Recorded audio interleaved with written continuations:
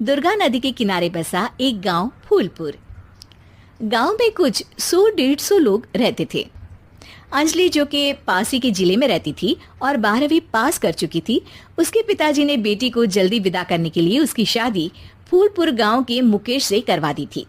मुकेश कभी स्कूल नहीं गया था और इस कारण वो पढ़ा लिखा नहीं था और बाकी गांव वालों की हालत भी मुकेश जैसी ही थी। मुकेश के घर में उसके माता पिता भी रहते थे। सासू माँ, मैं बाहर मंदिर तक जा रही हूँ, आधे घंटे में आ जाऊंगी। अरे अभी कहीं जाने की जरूरत नहीं है, चुपचाप जाके रसोई में रात के खाने की तैयारी करो। और ये घूंघट क्यों हटा लिया है तुमने? क्या पता नहीं कि इस गांव में औरतें बिना घूंघट के नहीं रहती। रात में अंजलि छत पर जाकर अपनी मम्मी से बात कर रही होती है।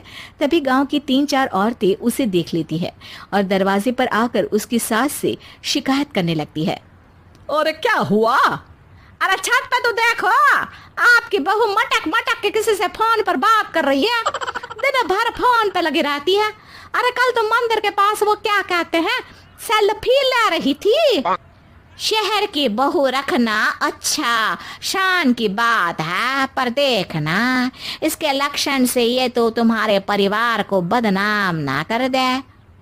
ये पहली बार नहीं था जब सास से गांव के लोगों ने अंजलि की बुराई या शिकायत नहीं की हो। अब तो ये रोज की बात थी। अंजलि ये सब सुन लेती है। जब वो नीचे जाती है तो मुकेश भी वहां आ जाता है। सास कहती है, बेटा, लोग घर आकर शिकायत करने लगे हैं बहू के कामों की, देख लो। पति हो, संयम से रखो इसे।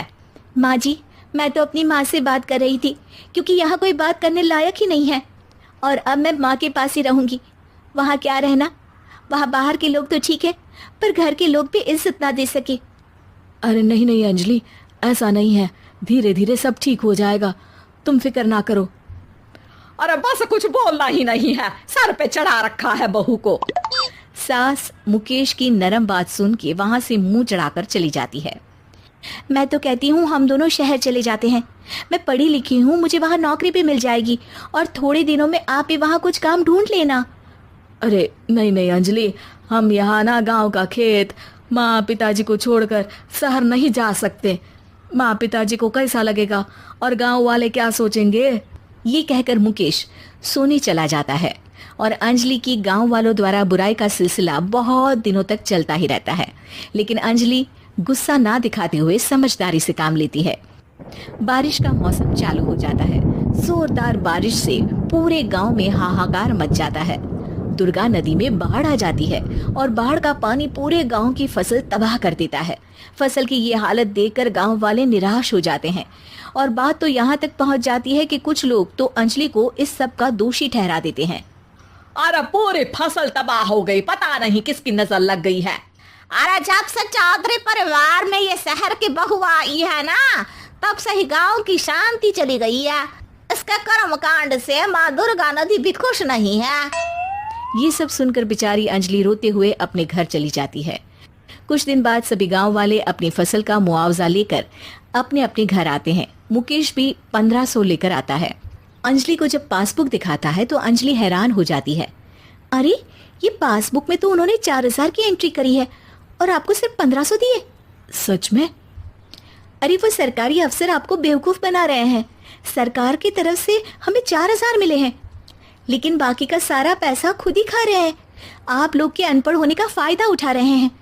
ये सब सुनकर मुकेश परेशान हो जाता है लेकिन अंजलि उसे हिम्मत से काम लेने को कहती है और सुबह होते ही मुकेश को पंचायत कार्यालय ले जाती है और साथ में गांव के और लोगों को भी। आप सरकारी बाबू क्या गांव के लोगों को बेवकूफ समझते हैं? आपको क्या लगता है ये पढ़े लिखे नहीं है तो आप कुछ भी मनमानी करेंगे?